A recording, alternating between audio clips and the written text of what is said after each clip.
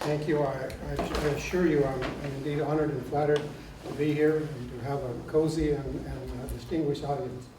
I also want to applaud the library and the Center for International Studies for doing these kinds of things. These are precisely the kinds of activities, no matter what the turnout and when, that is really part of the current and the mainstream of academic life on campus.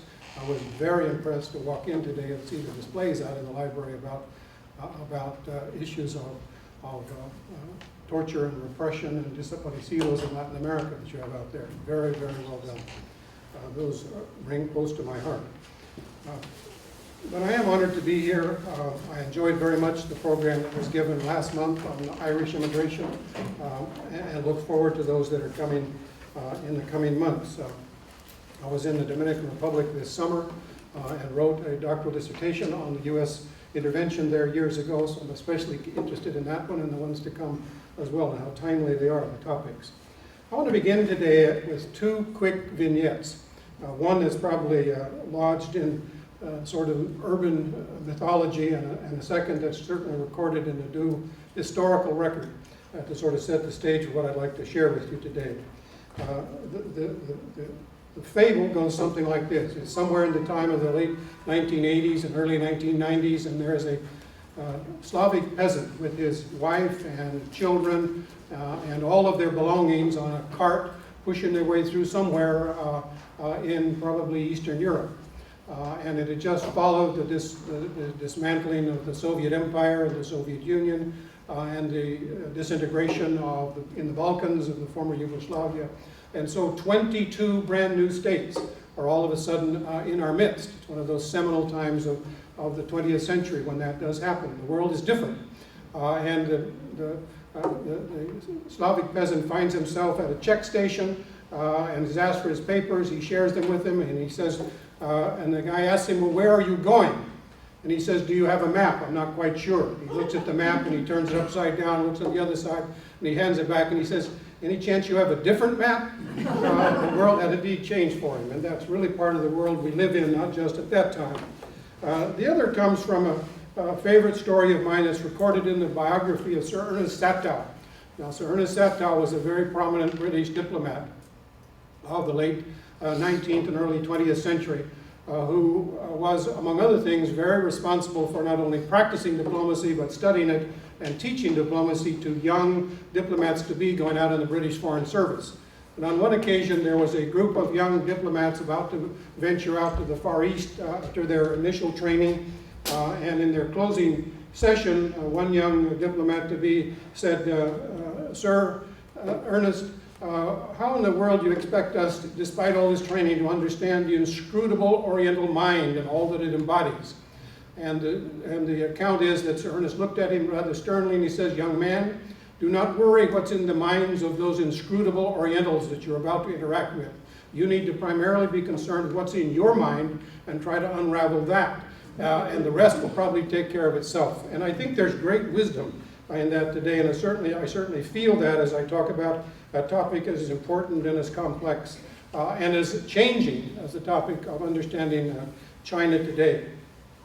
My own experience in China has included a full year's residence in China, teaching at the Foreign Affairs University in Beijing, China, which is a university that was founded in the late 1950s by Zhou Enlai, one of the major principles of the Chinese Revolution and the early Chinese state, in which was founded primarily to train and educate young Chinese diplomats, ostensibly to enter into the Chinese Foreign Service, and has retained that mission ever since. And it's retained its size, despite the fact that in China everything is large.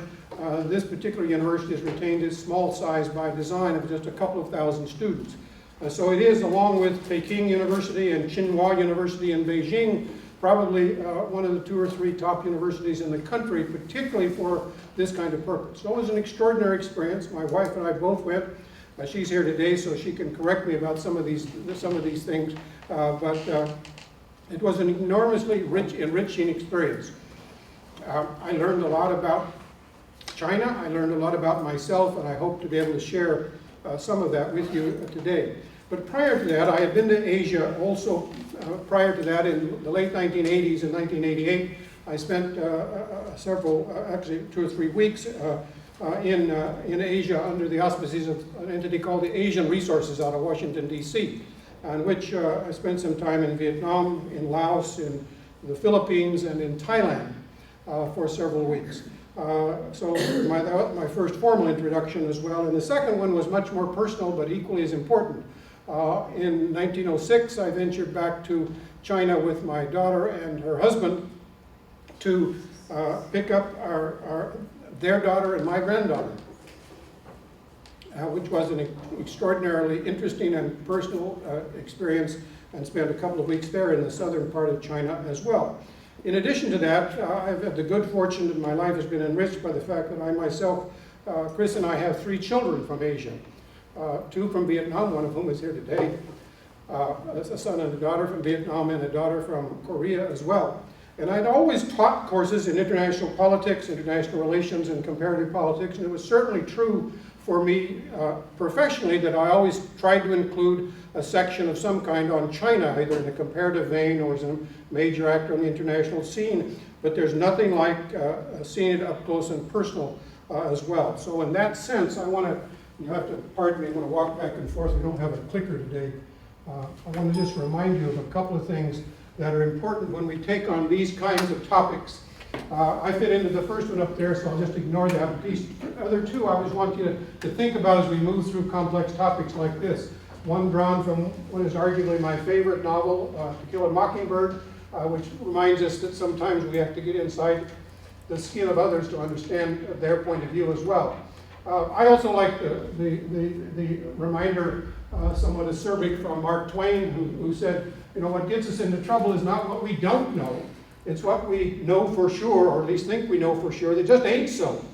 And that can be a real problem. And the bottom one is from Steve Covey, and it cuts it off a little bit, but it's intended to deal with personal relationships, but it goes, the human tendency is to judge others by their behavior and to judge ourselves by our ideals. That also, I think, plays into accounts like this as well.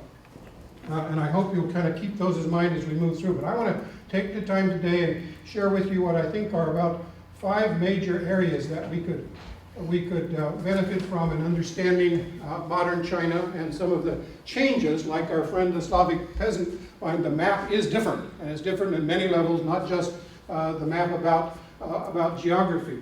And I want to begin by talking about the point that simply China looms very, very large in our thinking of what we do. And I've superimposed here just a map of the continental United States for your comparisons here, just to think about it. If you think about it in that vein, China is, in terms of size, just about the same size as the United States.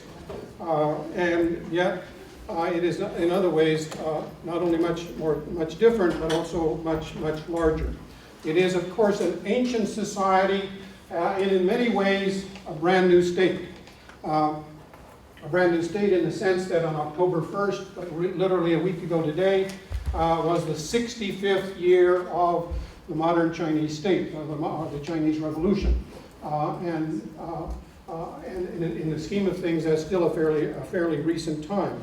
But to think about China in an ancient society in a more historical vein is, of course, absolutely essential. China can identify in its rich several thousand years of history at least 28 dynasties, some 500 different emperors at various times, and by almost any account it looms very large. But let's just think about the basic numbers of today. Population of China somewhere around 1.3, 1.4 billion people. Geographically the size of the United States, but think about that. We're talking about a piece of geography of size of the United States with 4 times the number of people living in that space. Essentially 1/5 of the world. And I would suggest that you have to go even farther than thinking about that. If you take China and link it with India next door, almost equivalent size, and you add to it something like maybe Indonesia to the south and Japan, you're talking about half of the world's population. in a fairly small area of the world. But just think about what this means in terms of a population 4 times the size of the United States. If you took the United States population and added Mexico, which I think today is in the neighborhood of 115 million, and added Brazil, which is in the neighborhood of 210, 220 million, and added Colombia, and added Cuba, and added all of the Caribbean, and all of Central America, and all of South America, and all of Canada, and all of Nigeria and Japan, you're almost there. You're almost there. So, just that is a big reminder by itself. It's also a world that shares borders with 14 countries. Put yourself to a little test sometime, see if you can walk around the borders of China and identify those 14 countries. It means that China as a state has border relationships. The politics of borderlands is something very, very interesting. We have what, 2? At least by land. And talking about 14 different entities at the present time. Now, some of those, of course, are brand new states that our Slavic peasant was looking for over here on the west side that are remnants of the old Soviet Union, the old Soviet Empire, beginning with Tajikistan and Kyrgyzstan, Kazakhstan, and of course the Russian Federation and Mongolia as well. But 14 different states in one term that share a border with modern China as well.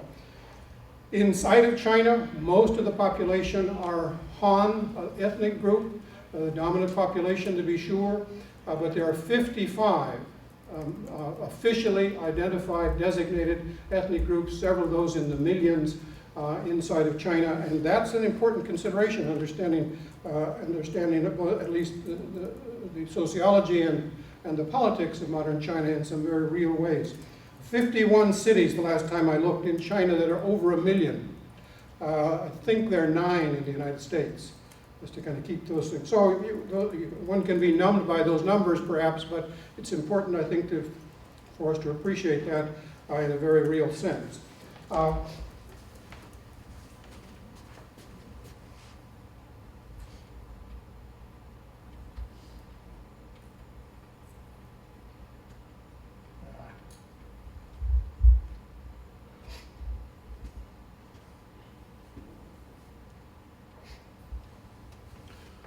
I want to talk a little bit about sort of the way in which China is organized politically in today's China, and to focus a bit on how this matters with regard to the contemporary newspaper headlines in Hong Kong as well. This, of course, is the picture that most of you will recognize, the entrance to the Forbidden City, and there hangs the portrait of Mao. I read recently a very interesting novel in which a Canadian journalist posed the question, when will the time come when the portrait of Mao will be taken down from the Forbidden City? And the conversation, in essence, is that if Mao were alive today, he very well might take down that portrait himself. And that's an interesting dynamic. But I think it is important to appreciate here the dimension of China. This is, of course, a map of China. Some of it's in Chinese, so you're just going to have to, but it's in English as well. Politically, it's important to understand that China is a unitary state. Which means it's organized in a fashion like France, or like the United Kingdom, or like, in fact, most countries in the world. These are unitary states where, at least constitutionally and legally, power is centralized, and whatever political divisions emanate from that central authority. That has no particular bearing on whether or not China is or is not an open society, but it is certainly a bearing on how China is organized. Officially, China sees itself organized in some 34 different units.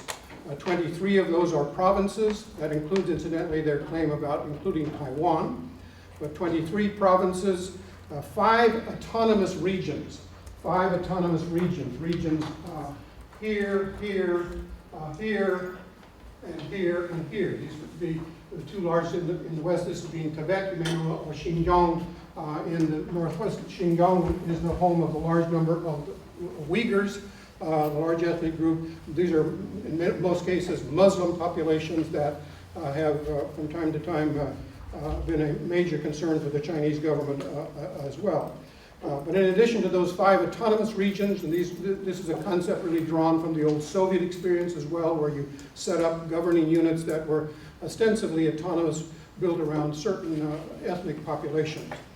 4 municipalities that don't necessarily report through the county system or the regional system in China. This includes the 4 major cities of Beijing, Tianjin, Shanghai, and Chongqing, 4 of the largest cities in China that have that independent status as well, at least legally. And then 2, in a very interesting fashion, called special administrative regions, namely Hong Kong and Macau. Hong Kong and Macau down here. Hong Kong, of course, being a former British colony, 150 years, dating from the middle of the 19th century until 1997, in which finally, after years of negotiation, Hong Kong was ceded over to the Chinese under the rubric of a special administrative region. And Macau, a former Portuguese colony, that occupied this little colony, came in, I think, 2 or 3 years after Hong Kong, and now under the legal auspices of the Chinese as well. A couple of words here, though, in order to appreciate, I think, some of the events that have been going on in Hong Kong recently. The negotiations between the British and the Chinese and the entity in Hong Kong that resulted in Hong Kong being turned over to the Chinese are incorporated essentially in what is called the Basic Law. The Basic Law, which governs the relationship between Hong Kong and, if you will, Beijing. And in that Basic Law, if you read it, it's a fairly lengthy document that has quite a few references to political notions that are references that would be found in almost any kind of Western constitutional document about protection of certain individual rights, a commitment to this or to several notions of Western democratic practices, and included in that is the means by which China or Hong Kong was to be ostensibly governed. There's a council of some 1,200 folks that were to, from the votes of those 1,200 folks, were to decide the leadership in Hong Kong up until 2017. And in 2017, that issue about belonging to that council was then to be opened up to universal suffrage. But herein lies the rub. For the government in Beijing, by and large, the notion was one country, 2 systems. For Beijing, the notion of one country has obviously become much more important than 2 systems. And for Beijing, for the interpretation given recently by the government in Beijing to what that meant in the transfer to universal suffrage for the Basic Law in 2017 was that the Beijing government would retain, that is, the leadership, the membership of the council would indeed retain sort of veto power over the slate of candidates that eventually would run for those offices. Well, that means that ostensibly, from the point of view of Beijing, their notion of who is going to be on the ballot is very much like the role of the Beijing government elsewhere, who's going to be on the ballot. You can vote for whomever you like, but here are the candidates on the ballot. This has at least been the political struggle inside of some of the recent events in Hong Kong. Now, I would venture to say, in my own small amount of insight here, that that's not the only issue. There are other issues that have been very powerful on the political landscape here. Certainly a younger generation in Hong Kong, so 7+ million people who are, for the most part, fairly well educated, comparatively speaking, fairly wealthy, and who are having a very difficult time finding employment and indeed finding housing. Housing is extremely expensive in Hong Kong, and as well as not amply available. That's an issue as well. And it's no accident that by and large the protest movement is from the younger generation, and concerns about things of the recent candidates and their the lurid details of some of their lives, as well as in terms of the political candidates, the ostentatious display of wealth by some family members of political leaders. All of these things have kind of crept into the discussion and come to a head in what is called recently the umbrella revolution. But the point of view of understanding modern China, this is a big issue. This is an issue which is probably going to continue to give problems to the Chinese government as to how to incorporate, particularly Hong Kong. Macau is much less of a challenge. Macau has really become largely a place of tourism and recreation and gambling, particularly from the new crop of millionaires from mainland China. And I might add also that there's also a very interesting phenomenon going on in Hong Kong over the last decade or so, which has become a huge vacation spot for people from the mainland. And there's some real tensions between those two populations, particularly as the new vacationers have become somewhat wealthy themselves as well. Well, enough of that. Let's move on to the other item I would want to talk about here is sort of the leadership in China itself and the changes in leadership. Here you have the most recent Chinese leader on your left, Xi Jinping, and the previous leader in China, Hu Jintao. This change occurred in November of 2012, coincided essentially with the re-election of the American president. And there were a lot of commentators who talked about the beginning of the Chinese era and the second term of the American president almost at the same time, and their interplay. The dynamics of getting to this point in essentially a peaceful transfer of leadership in China is certainly no small concern. But the dynamics of that flowed from the events of the 18th Party Congress earlier in 2012, and the People's Congress as well, and its final selection in November. What's interesting, I think, to note here is to be reminded about Xi himself, Xi Jinping. He is, I think, likely to become one of the three most important Chinese leaders of the post-Mao period, or of the post-revolutionary period. Mao, Deng Xiaoping, and Xi Jinping certainly has that potential. His father was the founder of one of the founders and one of the comrades of Mao himself.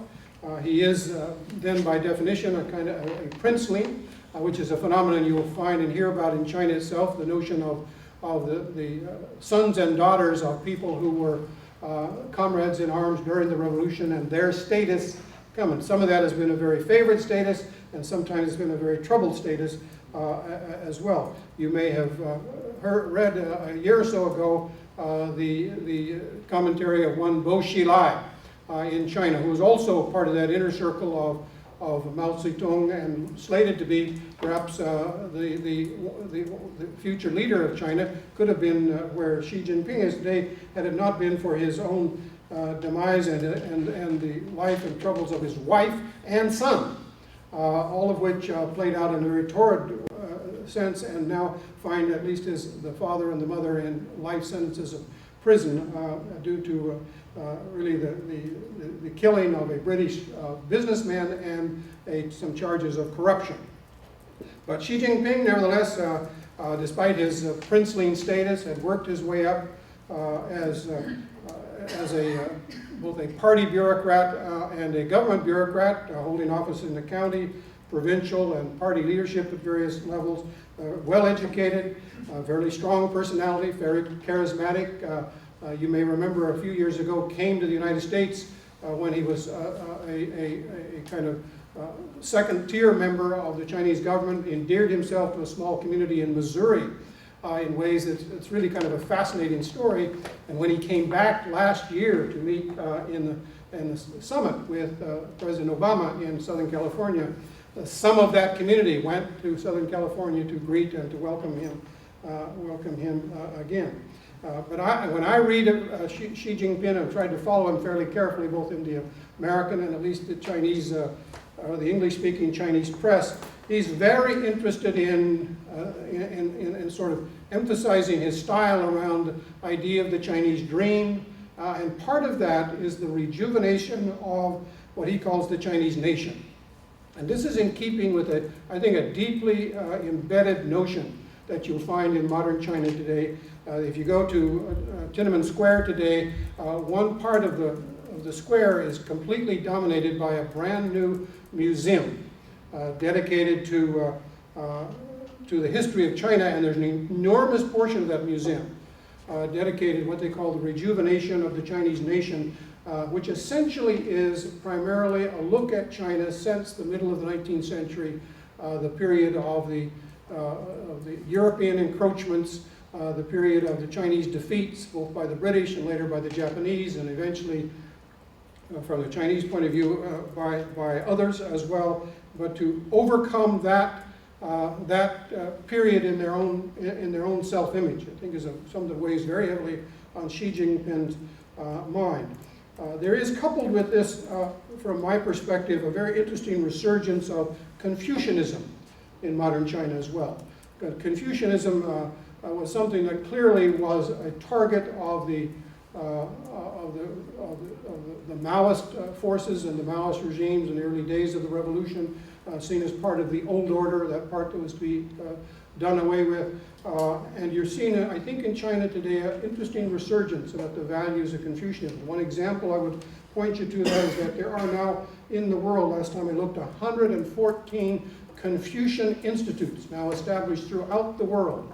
A number of those in the United States, most of them affiliated with American universities, but intended very much to seed and to facilitate the study of China, Chinese language and Chinese customs and Chinese politics, and done in the same way that the Goethe Institute does with Germany, that other entities do with the British and the French as well. And the Chinese are, I think, very interested in this kind of thing, and you are beginning to see the resurrection of this notion of the legacy of Confucius itself. We went on a weekend, we traveled a lot in China and Beijing itself, and certainly in the country itself, and every weekend we'd find ourselves to do something. So one weekend we took the fast train to Chufu, which is the birthplace of Confucius.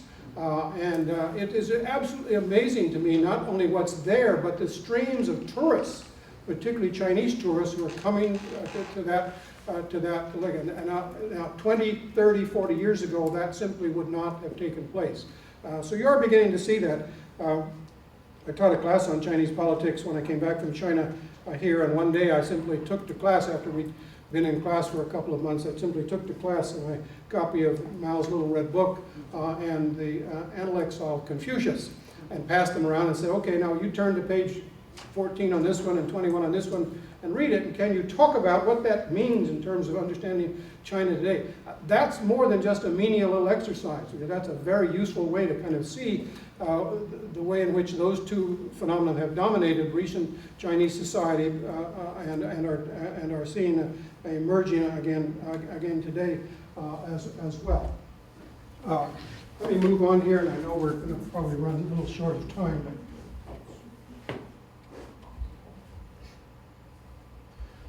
I want to talk a little bit about some issues of Chinese foreign policy, particularly issues that have to do with the challenges in the in the East China Sea and in the South China Sea. The most widely discussed of these are, of course, the disputes about these small number of little islands that are northeast of Taiwan, off the coast of southeast China, to the west of Okinawa and the Japanese holdings as well. In Japan, they call these the Senkaku Islands. They can't even agree on what their names are. And what's really interesting, depending on who's telling the story, there are either 3 islands or 8 islands. They're all very small. Altogether, they don't amount to more than a few square kilometers, and most of them are uninhabited. There are a few goats here, and in recent times there have been a few Chinese and Japanese students who've tried to wade ashore to kind of foist their claims, but by and large, it's an amazing story that's gotten great importance in the international world, certainly from the Chinese and the Japanese point of view, over some pieces of land that, except for some potential resources in the seas around them, don't matter a whole lot, but symbolically they matter very much. In mainland China, they're called the Diaoyu. In Taiwan, the Taoyu Tai, and you even see the British refer to them as the Pinnacle Islands as well. These are islands that the diplomatic story and account behind them is kind of complex, but essentially important to understand here that these were islands that, by and large, the Chinese, if you go back far enough in history, will always tell you they've always claimed. Let me share with you a map I found in a Chinese textbook. This is a map of 1954, in which simply is intended to sketch out the Chinese view of their spheres of influence. The broader black line is intended to be that area of China that was always under their dominion, and the other one at various times. But it gives you some idea. We're talking about here of at least a claim of control of not just land, but the waters of almost all of the South China Sea and the East China Sea as well. But the problem is, of course, that these same waters, by almost any criteria, certainly under international law, are waters that other states lay claim to as well. Vietnam, the Philippines, Brunei, Japan, Korea. These particular islands, these particular contests, and they're not, I belittle the importance of it by suggesting that we're talking about islands that don't matter very much, because there are some important resources in this area of the world. There is some oil, there are some other minerals to be exploited there as well, and certainly these are major strategic waterways. But probably more than that, these are areas of the world that for the Chinese are simply historically important. And for more than anything in recent times, this is an area where the Chinese and the Japanese are simply at loggerheads. And this is not a new incident. For the Chinese, for many of the Chinese, certainly for my students, the notion of being able to deal with Japan today is a very troublesome one. And part of the notion of the rejuvenation of the Chinese dream and the Chinese nation is to correct those mistakes that were carried out with the support of much of the rest of the world on China by the Japanese. And if you want to sort of further your understanding about this, you really have to go back and look at especially the events of the Second World War. For the Chinese, for many Chinese intellectuals at least, the Second World War began in Asia. Indeed, the shooting did start as early as 1937. And for the Chinese, as many as 30 to 35 million people, Chinese, died in the Second World War. Well, that's a number that even exceeds the number of deaths from the Soviets, and certainly even the Western powers as well. And the events that occurred by the Japanese invasion and air bombardment of Shanghai, and eventually the rape of Nanjing, are simply parts of modern Chinese history that a lot of people have not yet come to resolve. And I can share with you one little incident. I remember going to class one day, and our topic was about issues of international trade. And I kidded my students. I said, you know, here we are, the Japanese are among your major partners in the world, and they are. And yet, it's very hard for you to get over this business of not liking the Japanese in general, not just not just specific Japanese, but the Japanese in general. And I said, I suspect the feeling's mutual. And I said, why is that? And they would smile a little bit and say, well, you know, that's trade, that's business.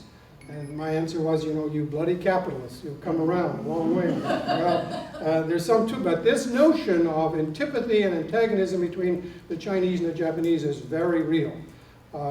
We went to Nanjing and spent a day in the museum in Nanjing commemorating the Nanjing massacre, where as many as 300,000 Chinese civilians mostly were killed and tortured and raped in the Japanese invasion of the 1930s. And this is something, and that experience in that museum is as powerful as I personally have ever experienced in my life. And that would include experiences at Dachau, experiences at the Jewish Museum in Berlin, the Holocaust Museum in Washington. That museum is as powerful in terms of grabbing your emotions about that event as anything I think you've ever seen. Well, my point is that this part of understanding China is an essential, critical part of understanding the changes in modern China.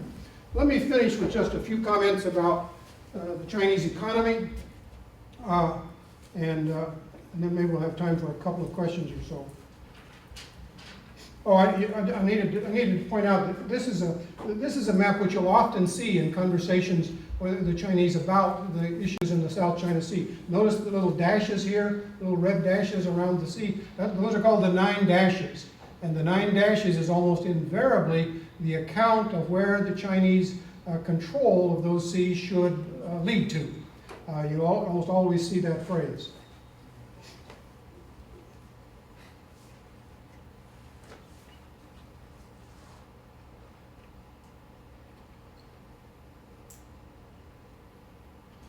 China on the rise. Chinese economy, just a few quick things. 1980, the Chinese economy was about the size of the Netherlands. 30 years later, Chinese economy is the second largest in the world, arguably going to be the largest economy in the world in the not too distant future. In 1980, it produced 2% of the world's GDP.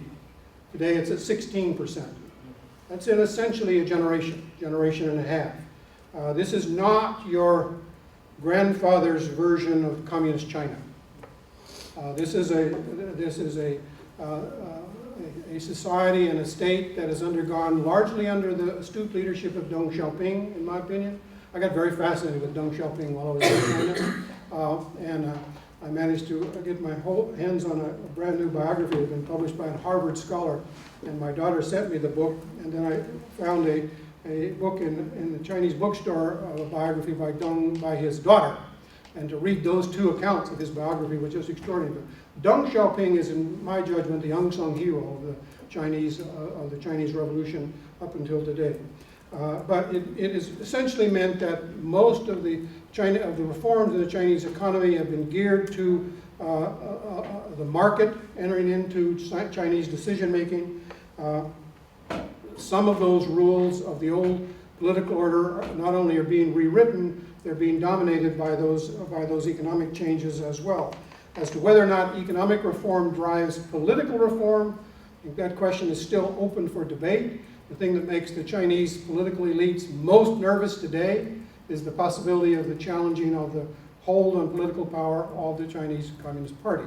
And that hasn't happened very much. You can talk about it being maybe at the edges, but not very much. So in essence, you have a kind of worldwide, globalized market economy that's at work domestically and certainly is at work in terms of Chinese relationships with the rest of the world in the context of a fairly authoritarian political system dominated by the party. There's certainly some literature in the world of politics that suggests that political reform will sometimes follow economic reform. That happens in China, I think, remains to be seen. It's not going to happen tomorrow, but enormous changes have happened, certainly happened already. The Chinese are very concerned about sort of the direction of the Chinese economy. They have experienced domestic growth rates in the double digits. I think I have some figures here somewhere. Yeah. Those are 2012 figures, and comparing them to what are called the other BRIC nations, which they're often compared to. Those are countries with economies on the rise: Brazil, Russia, India, China, and South Africa. 7.8 is a low mark for the Chinese today. Really, the growth rate has been in the double digits for several years, but the Chinese are very concerned about seeing it dip at this level. And there's great concern by the Chinese to be able to shift from government investments and government nurturing of certain sectors and dependence on international trade to an economy also driven by consumer spending, by Chinese consumers as they acquire more and more disposable income and let that drive the economy as well. And I think that's probably likely to dominate the landscape of the near future. There are some internal issues that I think associated with this. One has to do with migrants and their economic impact inside of China. There are currently somewhere in the neighborhood of 150 to 200 million Chinese migrants that largely have migrated to Chinese cities. Now, that's a big issue because legally you just can't pick up and move and decide that you have a new address in China, in a new city. You're like a Slavic peasant. You're not quite sure where the map is, but you just can't go there and set up and assume households with the same kinds of rights to own property and so forth as you might have had before then. There's been some impact on this of the one-child policy as well, which went through some relaxation a little over a year ago. And I must add parenthetically that the one-child policy, which a lot of people in the West sort of associate with modern China, while still in place, it's genuinely relaxed. It does not apply to the 55 ethnic minorities either. Today, essentially, the general rule is that if indeed you come from a one-child family and your spouse comes from a one-child family, you are an exception to the rule as well. So there's some serious relaxation of now. Some real concerns about growing inequalities inside of China, as you see a new wealthy, certainly class and population, that you'll see some concern of the Chinese leadership as well. Well, that's a bit of an overview of some major problems affecting Chinese today, and I know we're pressed up against time, and I want to save at least a few minutes for any questions or comments you might have. So thank you all very much. I think the idea was that we'd like to end on the hour, but let me take any questions you might have. Rebecca. Two questions. First of all, that map you showed of what China thinks of as its area that includes Sphere of influence. Southeast Asia. Now, are they referring back to emperors and empires of Chinese empire in long centuries past, or where are they getting this idea from? If you talk to folks, in particular this comes up with regard to issues in the South China Sea, I mean, they don't see Thailand, Cambodia, Burma, Laos, that kind of thing as part of modern day China. Although remember, there's some important enclaves of Chinese populations in those states as well. But this becomes the talking point. It becomes the talking point of the idea of the rejuvenation of the real Chinese nation. But no, they don't lay claims to the land. But certainly, with regard to the sea, they do. They then talk about the 9 dashes. Well, I'm thinking, what are they basing this on historically? Do they refer back to like the fact, of course, that a lot of Southeast Asia has high ethnic Chinese populations and much influence in the culture? Are they referring to times in the past when these were part of the Chinese Empire? Yes. Other questions, comments? Yes.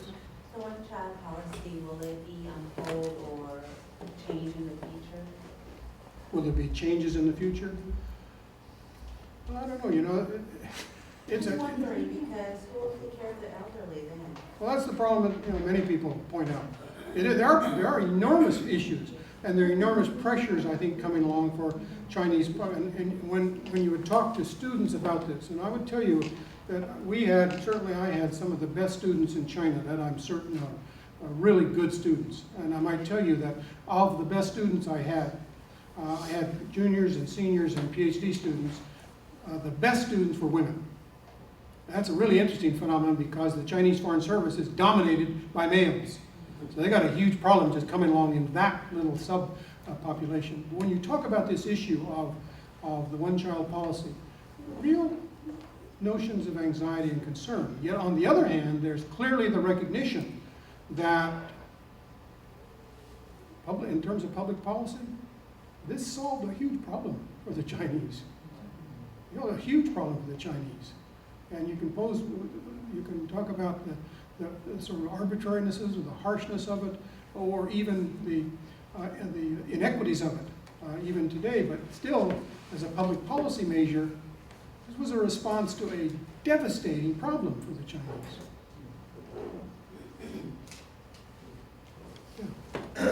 I'm just going to call them Pinnacle Islands because I can't pronounce the rest of the names.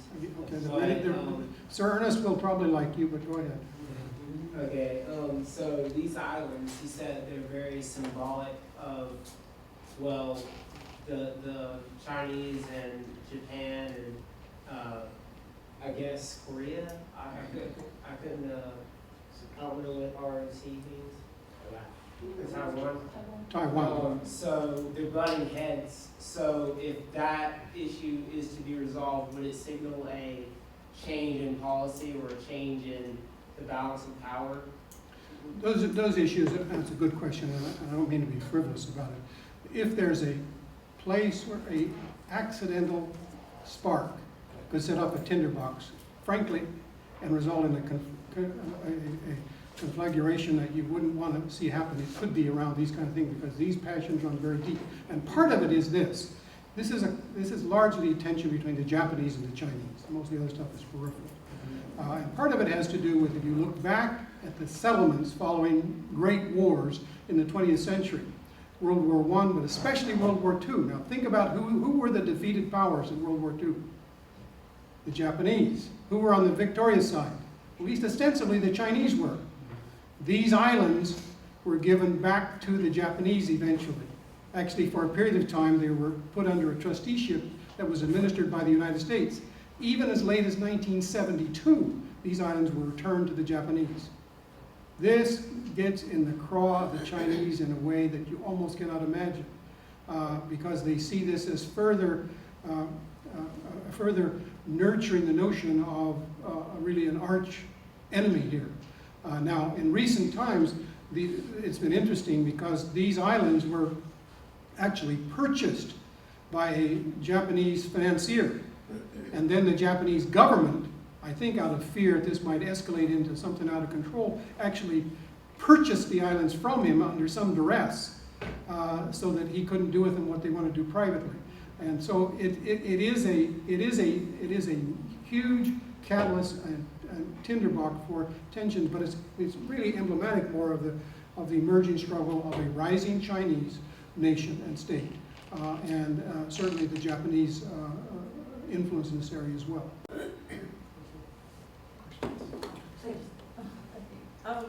What's the main religion that's practiced in China? Are they Buddhist? And my second question is Confucianism a religion? Not really, not really. Confucianism is more a way of life. It's not a religion in the sense that we know, but the largest formal world religion in China would be Buddhist, yes. And I think the estimates are, it's hard that somewhere around 40%. But Buddhist temples are not only omnipresent, they're open, they're practicing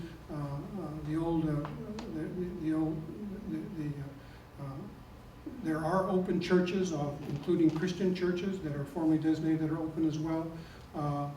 Not every single practice of religion is open and abided by. It's under the approval of the party.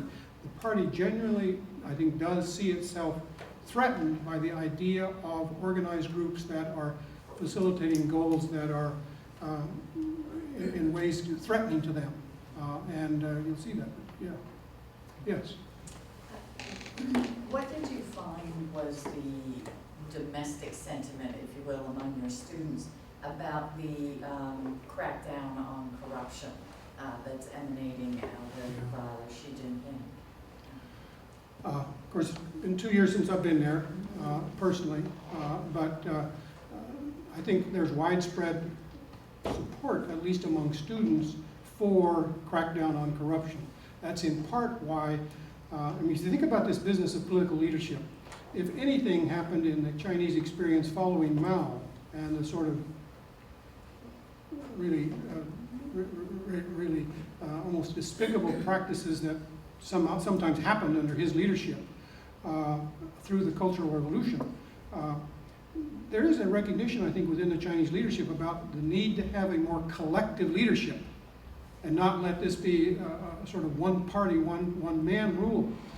And if you look at the evolution of Chinese leadership, I think that's pretty clear that that's the ethos behind leadership after the death of Mao, up until Xi Jinping. And even though the decision to sort of allow Xi Jinping to have a more concentrated focus on leadership came from a collective sentiment, he clearly is in a position, at least appears to be in a position, partly because of the need and concern to crack down on corruption. which is fairly widespread, and he's had, at least on the surface, some major successes about that as well. So, in general, you know, it's an interesting notion, and it's full of ambivalencies and ambiguities. There is this support for somebody to do something about it, but it's also probably acknowledging and facilitating the emergence of political power concentrated in a few. That's interesting, because I often think about what does that mean, that on the surface, the crackdown looks well-founded, but what does that mean in terms of consolidation of power? And as the issue of wealth expands in Chinese society, these issues are going to get even more important. And what I would see, the growing gaps of wealth as well. I think we're really pressed on the clock. I know you want to keep in, so thank you all very much. Appreciate it.